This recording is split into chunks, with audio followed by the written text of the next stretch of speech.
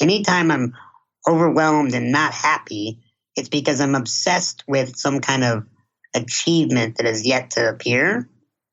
And anytime I'm in a blissful state, it's because I'm committed to the development of myself and not trying to compare myself to past versions of myself or versions of other people, but just getting excited about the true development of my character.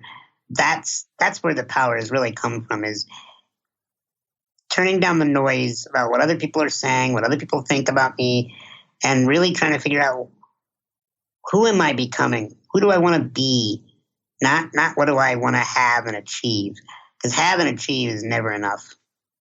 If the haters, doubters, trolls, bullies out there in the world, if they can get to me, meaning if they can say something that gets a rise out of me, that's not about them. That's about me. You should choose the pain on the side of growth. It's some pain to get in the gym and work out. It's some pain sometimes to eat healthier foods. It's a pain to work on a business sometimes and to develop your customer base. It's not easy. So as you're listening to this program, just ask yourself, how much growth pain are you going through right now? And if you're going through growth pain, just keep going. It will get easier, but you got to figure out, what side do you want to be on?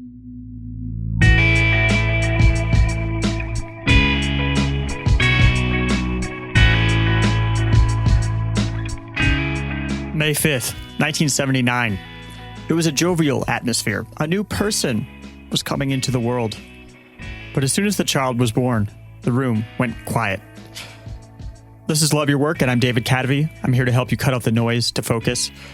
The doctors predicted the baby wouldn't make it through the next 24 hours. Now, over 35 years later, as that baby, now an adult, would joke in his TEDx talk, all of those doctors are dead. And Sean Stephenson is the only doctor that remains. Sean Stephenson was born with brittle bone disorder. His growth was stunted, and he's suffered hundreds of bone fractures throughout his life. But his condition has armed Sean with superpowers. He discovered that he has the power to rid the world of insecurity. In fact, it's become his life's mission, what he was born to do. Sean Stephenson is a therapist, an author, and a motivational speaker. I first came across his work when a friend shared a video on Facebook, and I was immediately struck by Sean's positivity, and I became an instant fan. And as somebody who has struggled with his own insecurities, like I guess probably everybody does, whether they accept it or not, Sean was immediately disarming to me. He's uniquely qualified to help people break through the stories that they tell themselves, not just because of his life experiences, but also because of his training. We'll get into how Sean discovered his superpower and what he's learned about bringing growth into his life. And I want to thank all of you who have written reviews on Apple Podcasts or iTunes, or those of you who have favorited episodes on Overcast, hearted them on Breaker, or yodeled Love Your Work from the top of mountains.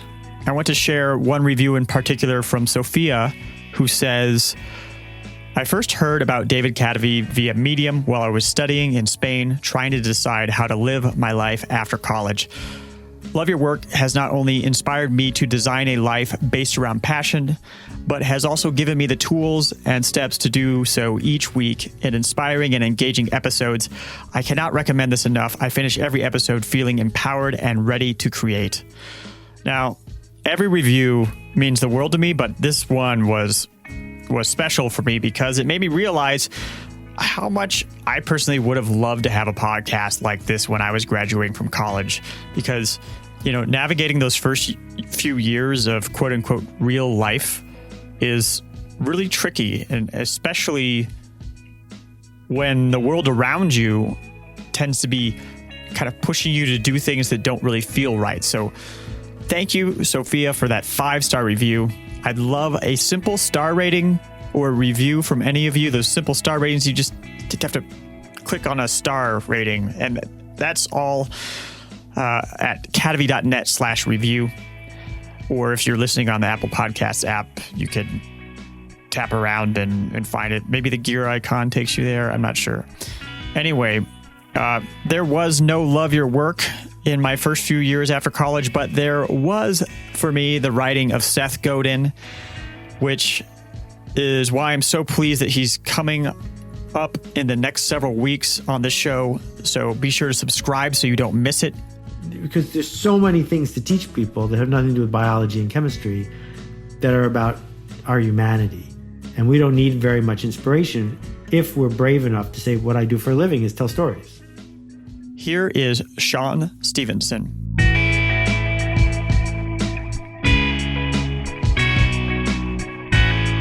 So I noticed on your website that it says that you were born to rid the world of insecurity. So how did that become such an important issue to you? Well, I grew up in a unique container that medically is considered as having osteogenesis imperfecta. And so I'm only about 3 feet tall. I'm in a wheelchair and I'm stared at every single day, have been my whole life. And that brought up a ton of insecurities. Am I normal? Are people going to like me? Do people think I'm ugly? Would a woman ever love me? Would somebody want to be my friend? Would somebody ever hire me? And all these insecurities kind of were swirling around inside of me most of my childhood. Now, with that said, I also had a personality that was using humor and some forms of charisma and playfulness that on the outside, I might have looked like I didn't have anything challenging me emotionally. But on the inside, I was still dealing with the weight energetically of having this condition and wondering what my life was going to be like as I continued on. And through all those experiences, I started doing research from about 19 years old on. So over almost 20 years now with the research on how does one work through their insecurities? How does somebody, can they really get rid of them? Or can we just silence them? How does it work? So I studied every bit of information I could about insecurities, and I was quite surprised to find that insecurity has not been heavily researched. That, there's all kinds of research around phobias and mental disorders and depression, but there wasn't somebody really tackling the project of insecurity. There were a few authors here and there, but not as a major thrust. And I found that almost all the social ills that we have in our society come out of insecurity. Everything from war to eating disorders to bullying. These are all byproducts of our insecurities running the show. And I just became curious, and now it's become an obsession of mine. And my obsession is to rid this world of insecurity, because I do see it as the root of all evil. I think when a person doesn't feel like they're enough, they go and do stupid stuff to try to prove and overcompensate, just to live life in that space. It's not necessary. Everybody's got insecurities. And one of my mentors just kept pushing on me until I realized that he was right, that I needed to tackle a global issue, and that issue is to tackle insecurity. So, a lot of people will ask me like, well, are you willing to work on, depression? Or what do you think about saving the environment? Or what about kids and all, on Ritalin and this, that, and the other? And I'm like, look, you have to pick an area that you want to put all your time and research into. And that's why I chose insecurity, because I found if we can get to that root, a lot of these other presenting problems can disappear. Can we break that down a little bit? Some of the things that insecurity causes. Like you were talking about wars or bullying, things like that. Can we break down a couple of those examples? Sure. So first, let's break down what an insecurity is. Okay. Insecurity is a feeling that you're not enough. You're not tall enough, pretty enough, smart enough, wealthy enough, educated enough, experienced enough, I don't know, strong enough, fit enough, thin enough. I mean, just the list goes on and on and on of the feelings that people feel like they're not enough. And when you feel like you're not enough, you go in one of two directions.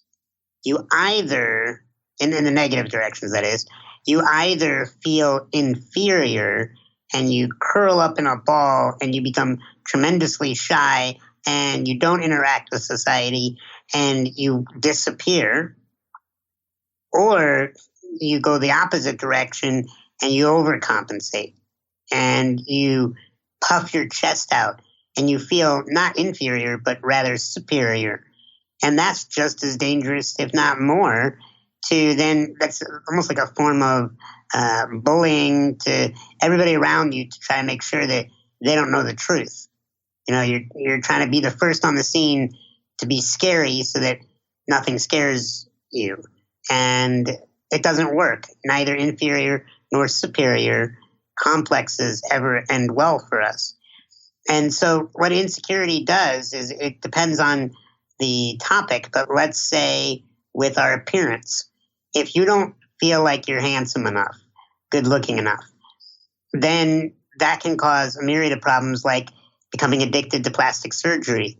And we see this a lot amongst females and homosexual males, that they become addicted to plastic surgery. Now, it's not to say it doesn't affect all of us. It can, but that's where it can grow into an epidemic.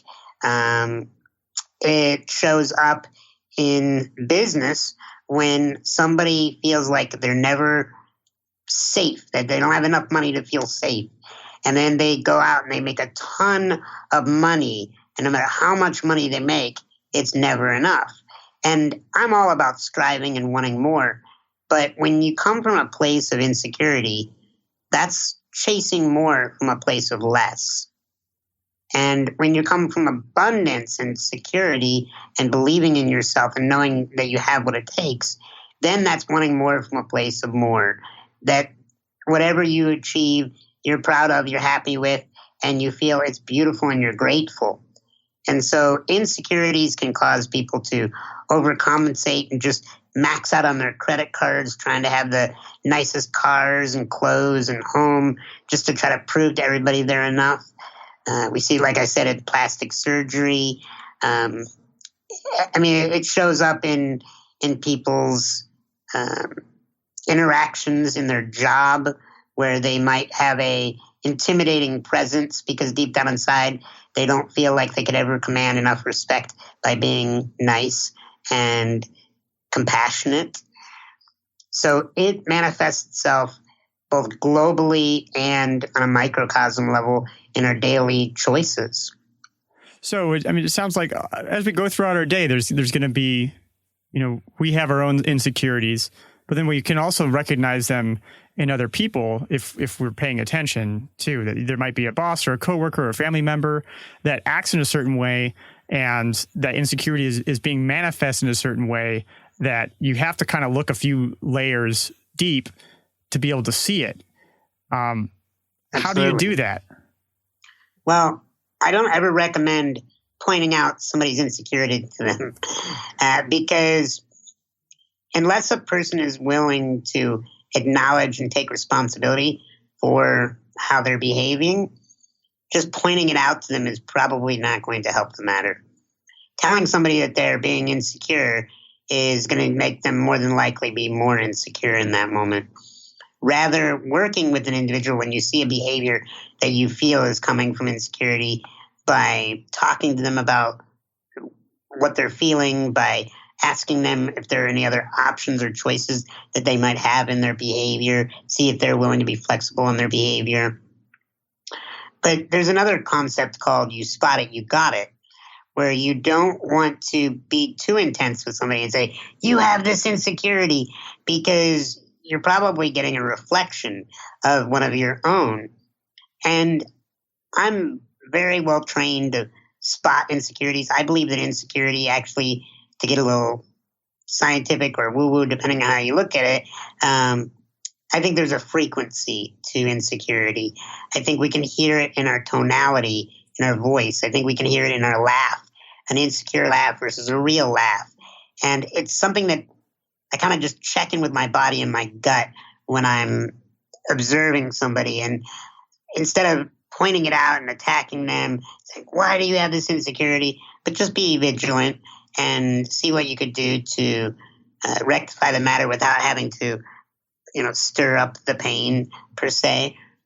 And I also noticed that when I'm interacting with people, if some bit of their insecurity pisses me off, it irritates me, it's a definite reflection of myself. If I just notice it and observe it and I can stay calm and I don't even have to address it, I just see it for what it is, then it's probably not an act of insecurity in me. Yeah, so it sounds like in ourselves we can discover our own insecurities through these little clues that we might miss. Yeah, I mean, oftentimes when you're not willing to do something or you find yourself getting very irritable or aggressive in your day-to-day behaviors, that almost always can be traced back to an insecurity. And I've gone through and I pull back the layers on myself. There's only 2 times that I pull back the layers on insecurity. One is when I'm working on myself, or 2 is when somebody has invited me in to work on them, with them, as a client of mine, and they're paying me, and we have that agreement that you've come to me to work on this and we're tackling this specific issue. Outside of that, if I go anywhere near peeling back the layers of somebody's insecurity, it's never going to go well. But with myself, I'll just peel it back and I'm like, okay, you know that you're being irritated and activated, so there's something here to look at. And then once I can get to that place that there's something here to look at, then I go to the next place is, where do you not feel you are enough or capable? And then that will lead me into a direction. And then I'll ask myself questions like, who told you that you had to feel this way? Who told you that you have to act this way? Is this really how you want to be acting and feeling? Or is this maybe a program that somewhere along your childhood was installed outside of you, from the outside world, from media conditioning, parents, former lovers, that it may be old programming that's not serving you anymore. And I will constantly be doing a scan of myself energetically, emotionally. As my day goes on, I will almost run diagnostics, if you will, to say, like, where am I not feeling whole and complete? Where am I not feeling strong and capable? And I just get to work on it. And I have to maybe let go of a limiting belief. I came across a limiting belief not too long ago. I was really upset because I didn't feel like I was doing a good job in marketing my business. And then I got under the hood and I was like, well, why don't you feel like you did a good job? And then it got to, well, I'm just not a good marketer. And I'm like, okay, well, has there been a time where you felt like you did market well? I'm like, yeah. Well, then that doesn't equate with not being a good marketer if you know how to do it. So I kept peeling it back. And then finally, I found that I had an issue not with marketing, but with consistency. Because I was constantly dropping the ball on things. And then I went deeper than that, pulled the layers back. And then I found that it came from childhood and that it was an issue that I was repeating the pattern on and later in life. And I just had to ask myself, is this something you want to keep bringing into your future? Could you develop a loving, fun relationship with consistency where it's not painful, where it's not a punishment? And I just had to do the work on myself. And it took some time, but now the word consistency brings up a pleasurable experience in me, and I'm rebuilding my relationship to it. but it's because I went and did my own diagnostic work and started taking ownership for my behavior. It's interesting that it sounds like it started with a thing that you had a belief about yourself that was like that was your state. You're just not a good marketer. Right. Yeah. Because we like to have something to blame. We're like, well, this isn't happening because I'm not good at this. Then we feel like we're off the hook. A scapegoat. A scapegoat, right. As opposed to saying, well, wait a minute, let's look a little closer into it. And at the end of the day, I love the work of Louise Hay. She talks about how every problem comes down to not loving yourself enough, psychologically speaking. And I totally agree. I find that whenever I'm withholding love from myself, I'm allowing my insecurities to run the show. And so if you have this belief, oh, I'm not a good marketer, then you were able to peel that back into, okay, first of all, you were able to see that that's not true, and you're able to dissect that. So the next step after having this belief about yourself that's perhaps false is then to I'm trying to break down how you went through that progression, because that was really good.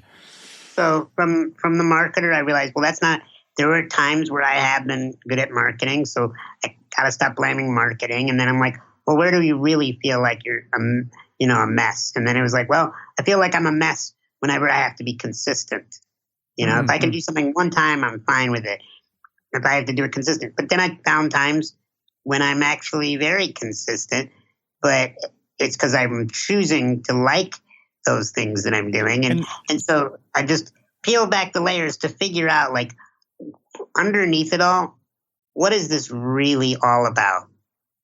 And for me, that whole thing about marketing came down to the fact that, like I said, it was a childhood issue. For me, it was peeling back the layers and going, I don't feel like I ever had the privilege of being consistent as a child because I had so many injuries. And I would start a project and then I'd have to stop it because I would get injured. And so at some point, I created the limiting story that I'm not capable of being consistent. And I had to rewrite that program. I had to rewrite that story in my head and say, that may have been what you felt like when you were 8 years old, but you're not 8 anymore. Now you're 38. So you got to deal with this and rewrite this story in your head.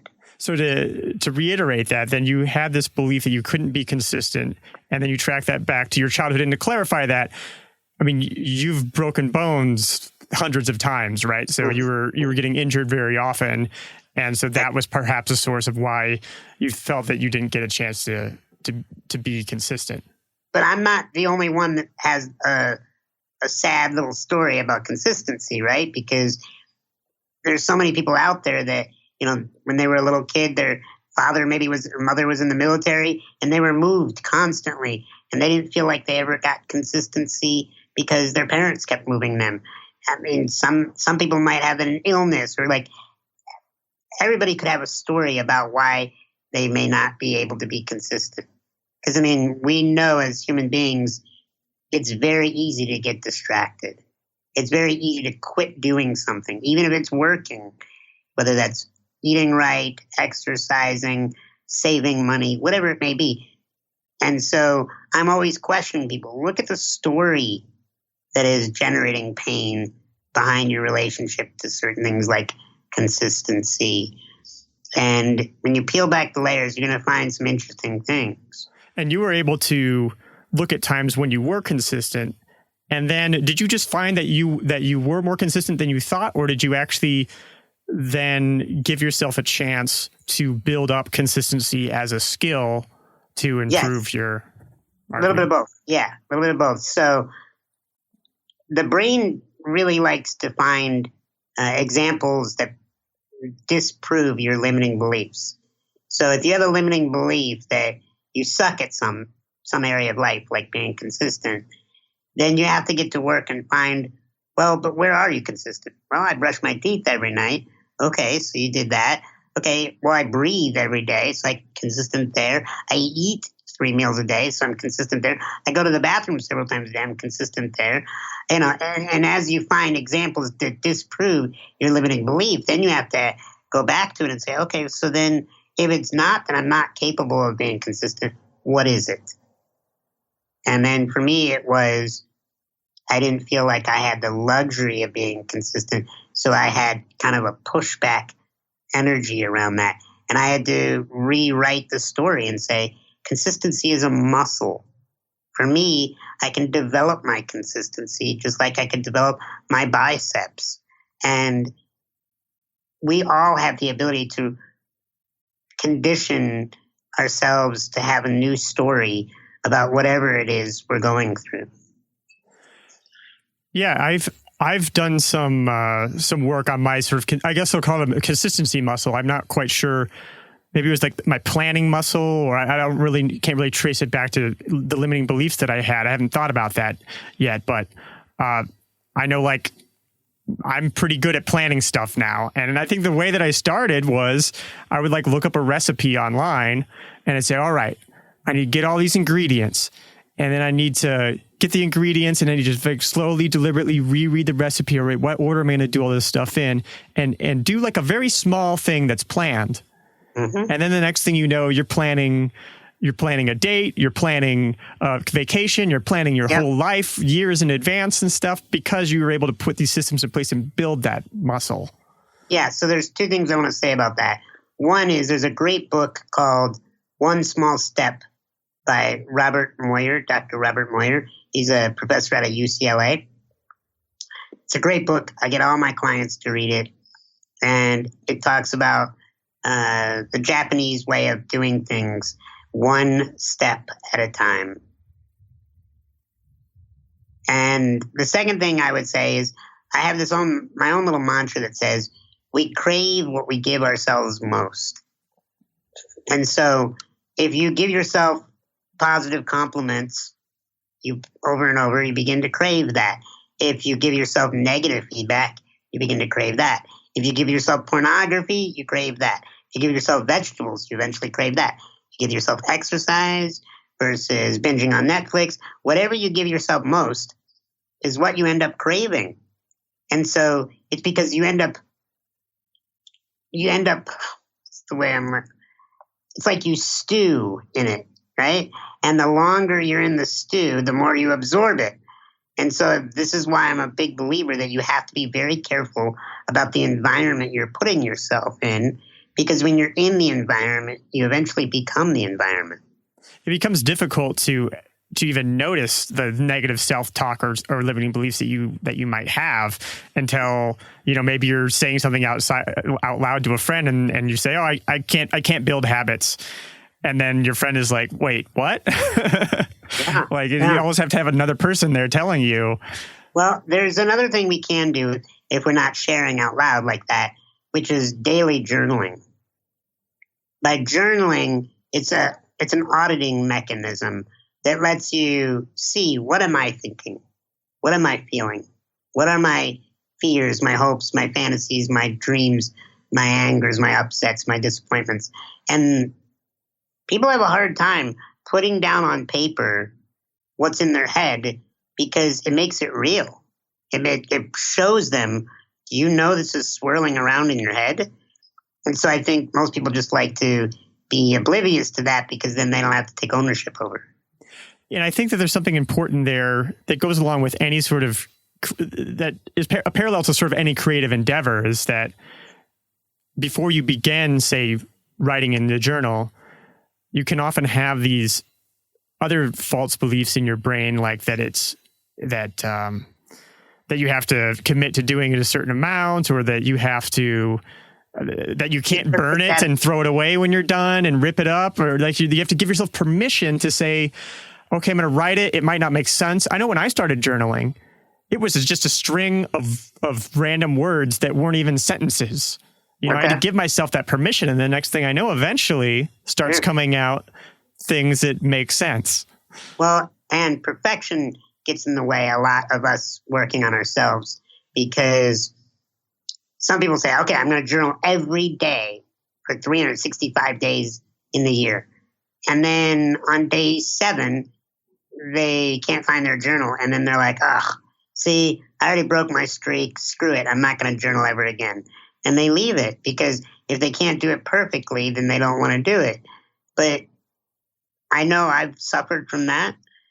But I'd rather do something not perfectly and stick with it than do something perfectly and then eventually just drop the ball because life happens. You have to set yourself up to win and be realistic about your rituals.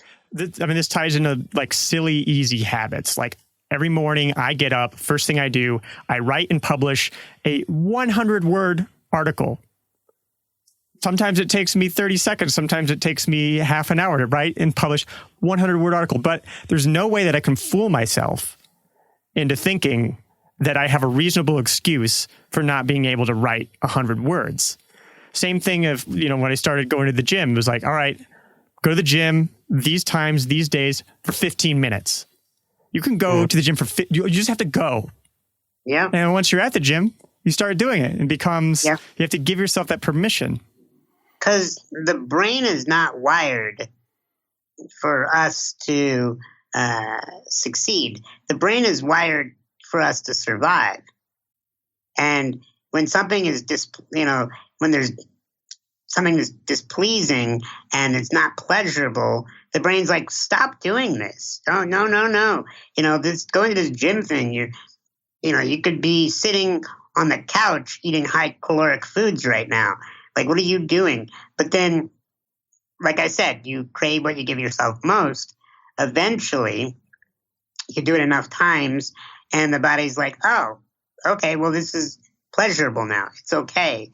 We're fine doing this, and it doesn't put up that resistance. But our brain is not set up to make us win. It's not set up to make us feel good. It's not set up to make us succeed. It's set up to survive. And now, later in evolution, we have all kinds of goals with our brain, and one of them is to feel good. But the machinery is not wired that way. So we have to work within the system to get it to work. We're going to take a quick break. I'm recording this mid-roll last minute to tell you about a new opportunity to get all of the wisdom packed into the discussions here on Love Your Work before anybody else. I release Love Your Work episodes once a week, but I always have some interviews in my backlog. Right now, for example, I have my interview with Seth Godin in the backlog, just to name one. Seth's episode is still in post-production, but you can hear the raw, unedited interview almost a whole month before anybody else does. I'm launching a new premium version of Love Your Work. You'll get raw, unedited, ad-free interviews weeks before they come out. And you'll get completed episodes a couple of days early too, every Tuesday instead of every Thursday. It all comes in a convenient and slick interface you can access on your mobile, your tablet, or your computer. Plus, when you subscribe as a premium member, you'll feel great for supporting the show. Just go to cadavy.net/premium to join. That's cadavy.net/premium. Thanks so much.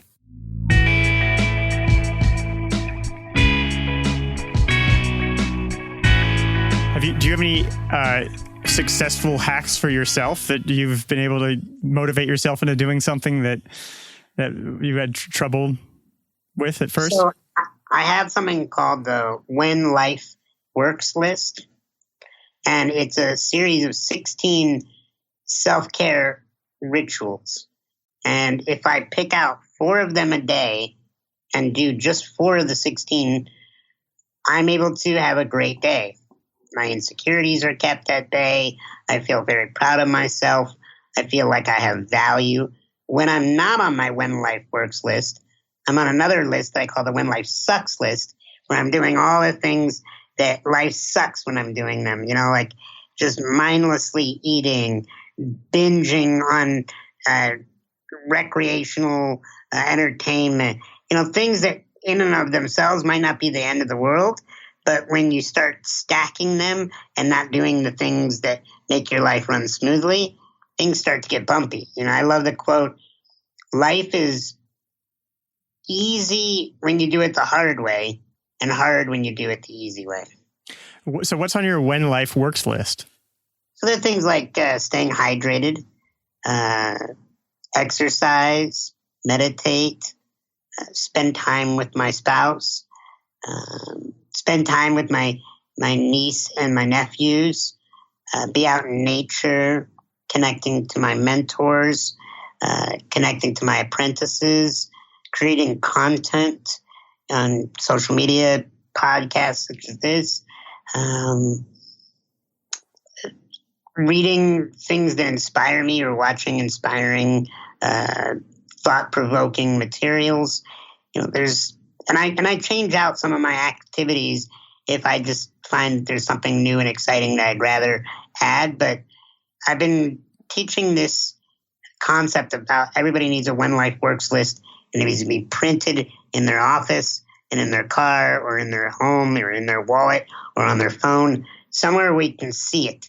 Because if you're not thinking about it, out of sight, out of mind, and you want your activities on your When Life Works list to be ingrained in your daily life, because the When Life Works list is the only proven thing that I've found that keeps your insecurities at bay. All the other little techniques and tricks and psychological hacks don't withstand the test of time like staying on your When Life Works list. I love this because I find that I sometimes have difficulty getting myself to do things that I actually enjoy doing.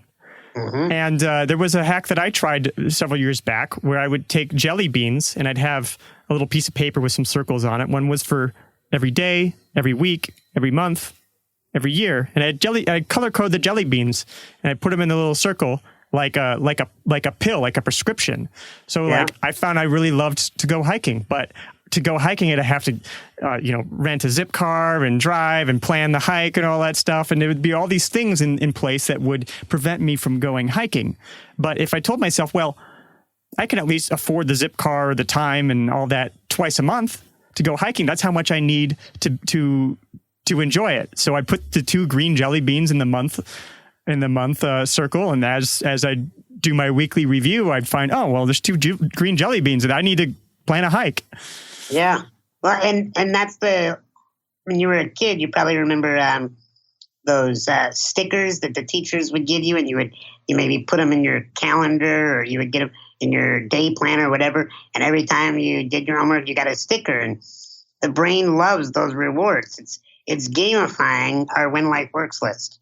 We got Pizza Hut personal pan pizzas for reading. I mean, you and I are 1 day apart in age, by the way. So, are you 4th or 6th? I'm May 4th. So respect your elders. Yes, absolutely. 1979.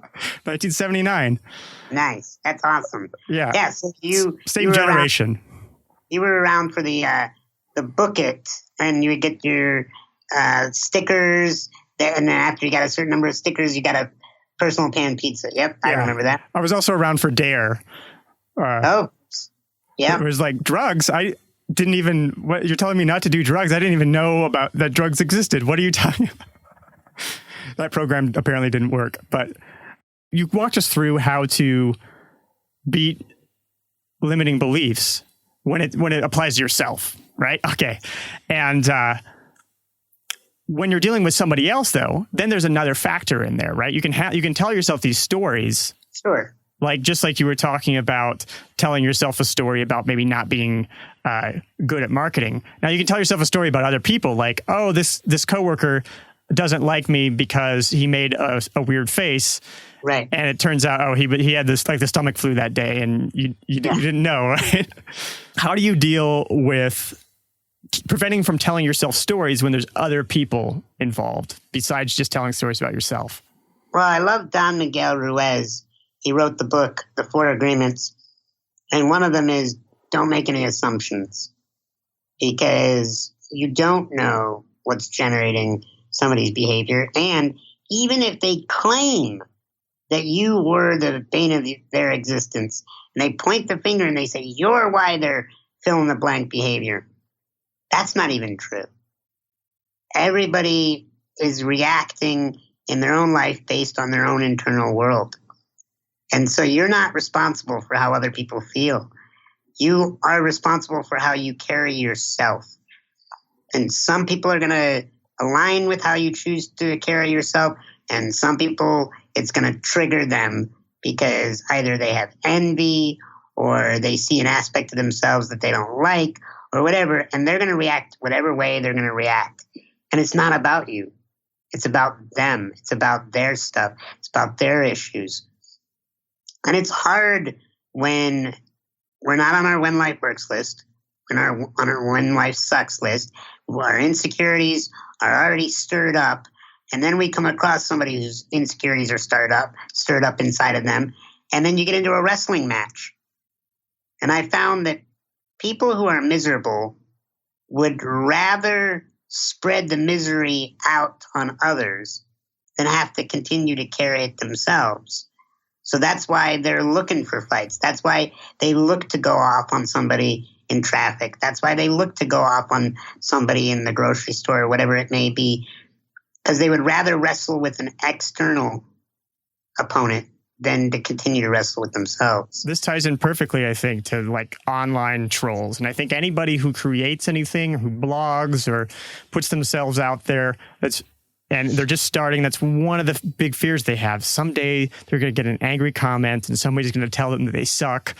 But as somebody who has been publishing things for a while and have gotten a little bit of that, every once in a while I get some feedback that's really helpful. But also there is, who wakes up in the morning and says, I'm so grateful for this day on earth, and now I'm going to go on the internet and have arguments with people and tell them that you have to have some empathy for those people because their life is not going well. They're not in a good place.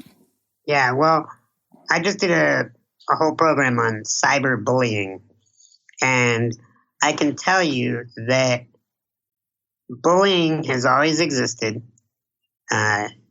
specifically amongst kids. Bullies would happen on the playground. Now they happen on the keyboard and the playground. But human beings, when we don't feel like we're enough, we sometimes will go to the inferior or to the superior complexes. And bullying is the superior complex. It's trying to generate some kind of strength and power through intimidation, through causing fear in others, through beating somebody down energetically. But it's also a reflection of they're not up to big things in their own life. I've never found a bully that was doing amazing things with their life. You just won't find them because they're too busy doing amazing things. Successful, happy, well, emotionally balanced people don't have time to shit on somebody else. They don't have time for that, to go on and be a keyboard jockey. You know who does?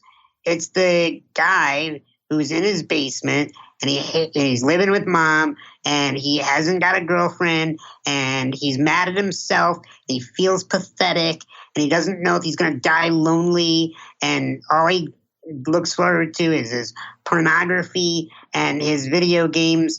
And then he goes online and sees a video about a little man in a wheelchair who's loving life, and it pisses him off. It pisses him off because he's like, what's wrong with me? That little dude in a wheelchair is happier than I am. You know what? I don't like how this guy makes me feel. He's making me look bad. I need to come after him. I need to say that his wife must be a prostitute, or that he must not have the right credentials, or that he's just trying to be a snake oil salesman and sell garbage. Whatever. They try and go after whatever they think could get a rise out of me. And I find that if the haters, doubters, trolls, bullies out there in the world, if they can get to me, meaning if they can say something that gets a rise out of me, that's not about them. That's about me. It's because I haven't done enough auditing on myself to find where am I feeling like I'm not enough. Because if they can't activate me, that means I've done a great job of self-auditing and correcting. And, I can tell you, I've gone online and I've looked at some of my videos and read the comments. Sometimes I'll see a really mean comment and it doesn't faze me at all. And sometimes I'll read a really mean comment really just get stuck in my skin and cause problems. And it's because on that day, I wasn't on my When Life Works list. That day, I wasn't self-auditing. I wasn't working on my journaling. I wasn't connecting to a higher source or a purpose to my life. And when we are coming from low vibrations can impact us tremendously. And on the flip side, sometimes people, they see you and they see your talk and they're totally inspired and you're able to change them. That's the goal. And I mean, that's the way that it feels when I watch like your TEDx talk in the prison. How did you discover that you had that power? You talked about a mentor that guided you. Yeah, I've had lots of mentors that have guided me. My earliest mentors were my parents. My parents they helped to shape a lot of my values. And I'm super grateful for them for that. Then as I got older, I was mentored by Tony Robbins and Wayne Dyer. I was mentored by Deepak Chopra. And some people, when I would be mentored, I would read their books. Some people I actually became friends with and learned from them in person.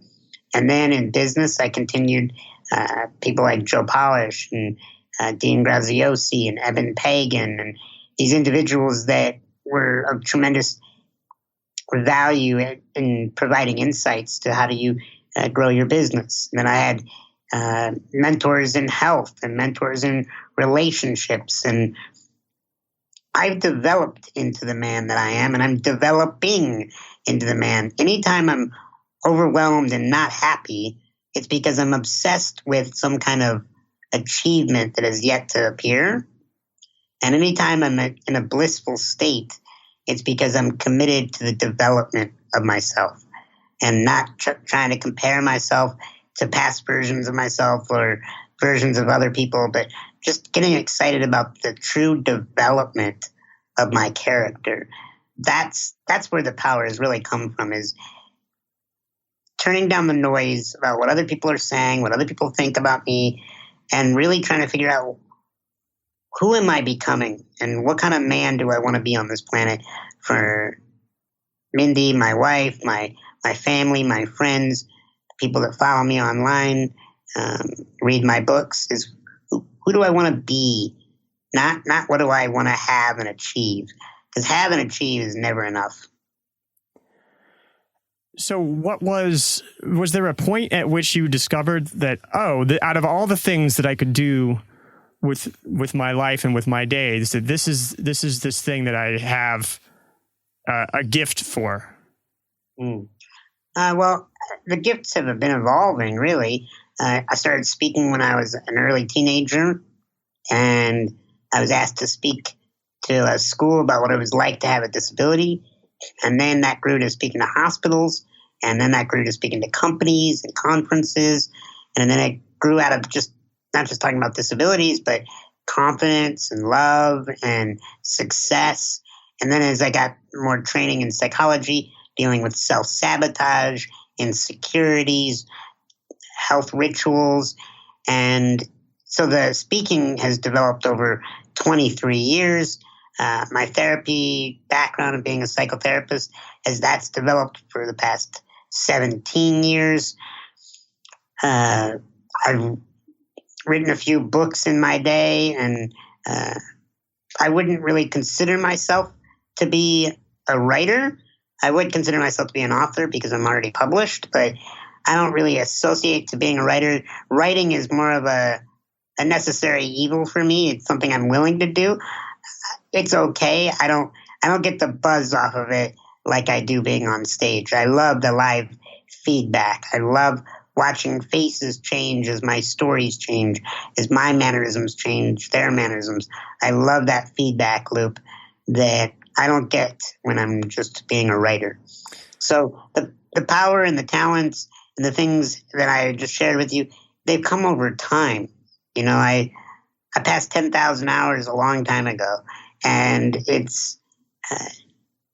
feels like in some spaces, though, that I'm just getting started. You know, the more I study about the unconscious mind, the more I realize I have so much more to learn.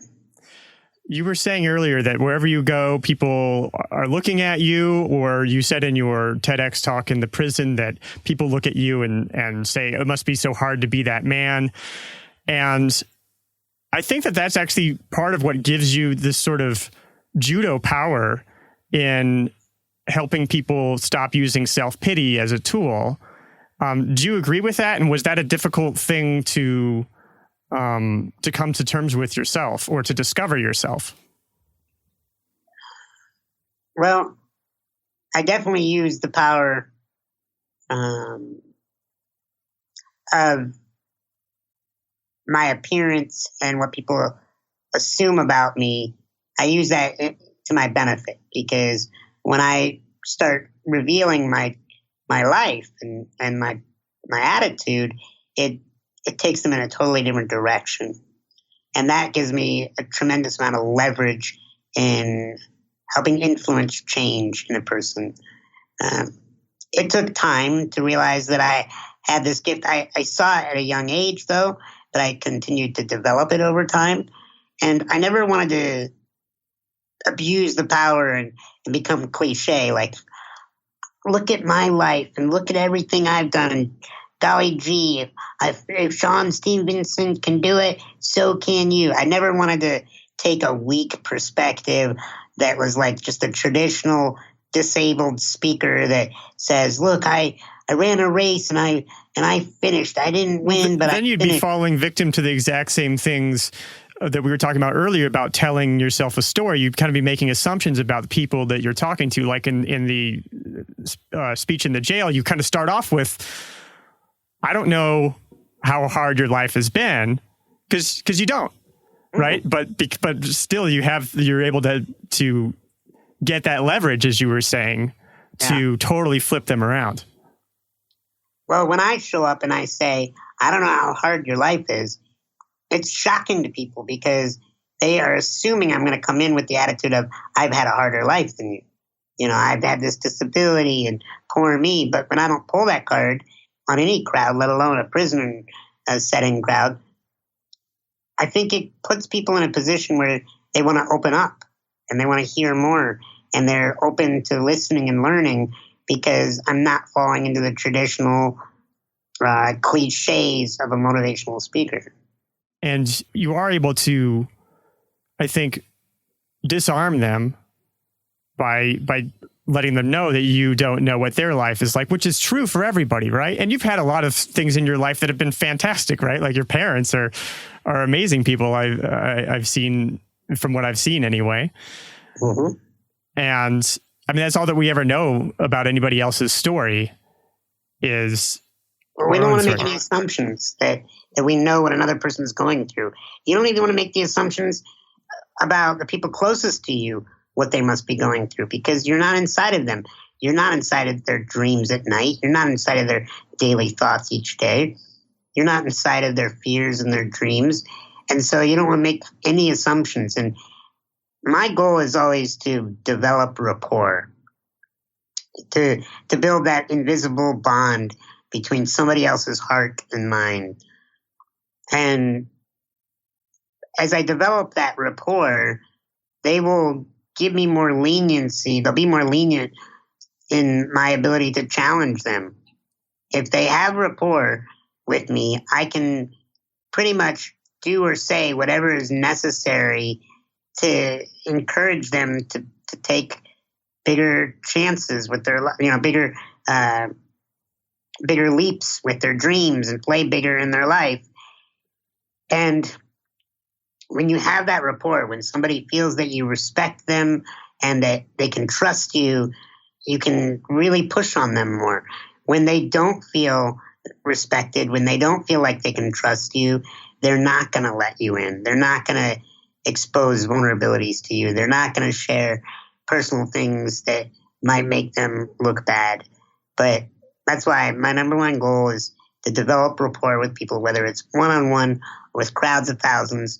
How can I develop the rapport? Quickest way is to share my own insecurities, to disarm them through letting them know where I'm weak, what I struggle with, my fears are. And as I share these things, it disarms them and then gives them the ability to say, oh, well, I guess I'm not that much different than him. You want the person to come to the realization that they're not much different than you, as opposed to coming at them and saying, you and I are alike. I know exactly what you're going through. You want them to draw those conclusions. And this can be useful in so many different contexts. When anytime there's any sort of a relationship going on, this can be useful in marketing. Oh, definitely. Yep.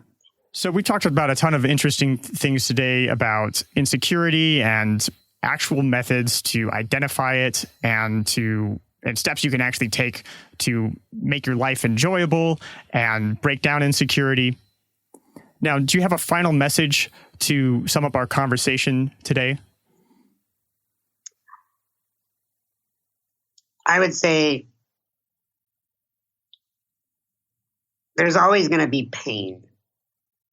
There's pain on both sides of the fence. There's pain from neglecting things, and then there's pain on the side of growth where you actually work on it.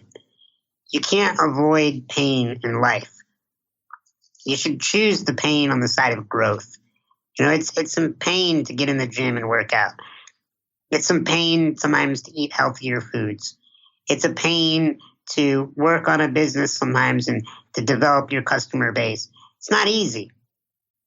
But I'd rather have a body that was supporting me, a business that was supporting me, a mindset that was supporting me. I'd rather be on the side of growth and that kind of pain than on the side of avoidance and abuse, self-abuse, and neglect. So as you're listening to this program, just ask yourself, how much growth pain are you going through right now? And if you're going through growth pain, just keep going. It will get easier, but you got to figure out what side do you want to be on. It's been such a huge pleasure having you on today, and I think that you're going to have a lot of new fans from this. Where can they find more of you? Well, I'll give you two websites. One is to follow me on Facebook. Go to seanstephenson.live. That's SeanStephenson.live. That'll take you straight to my fan page. I post several times a day. And then I would recommend you get my ebook, How to Stay Positive When Life Gets Crazy. And you can get that at staypositive.club. .club. And if you get that ebook, you also get the audiobook, 3 videos, and a couple other bonuses. So you might want to check that out at staypositive.club. And there's also a free gift available for all the listeners here at seanstephenson.com/loveyourwork, which Sean Stephenson, you just heard out, was spelled S-E-A-N and then P-H, not V-E. Absolutely. All right. Thank you so much for coming on the show today, Sean. Thanks for having me, buddy.